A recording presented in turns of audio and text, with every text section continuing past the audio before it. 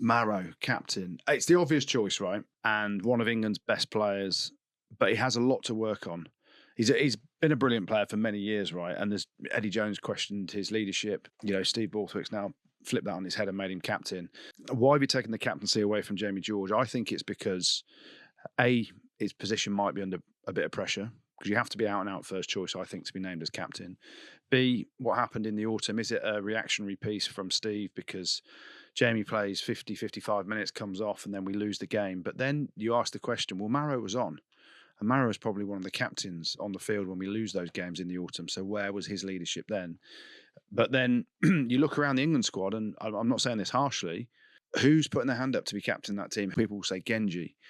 Genji plays 60 minutes, then they bring Finn Baxter on or another prop.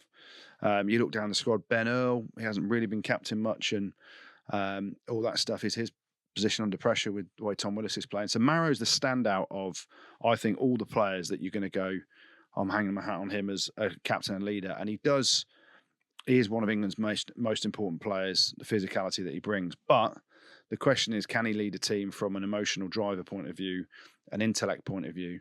Clearly, that's the decision from Steve in terms of whether Jamie's place is guaranteed or not. That's we'll soon find that out. But probably coming off at 50, 55 minutes for your captain isn't ideal when you're going into those crunch moments and big decisions need to be made. Do you take 3 points? Do you kick to the corner? Do you speed the game up, etc., etc.? So I think Maro is the choice, but it is a really tough. I think it's a difficult one because Maro's got a lot to contend with. He's calling the lineouts, got to get through a lot of his work, and it's kind of like then it's like, okay, well, how much work is going to be on his plate? How much media interviews is he going to have to do during the week?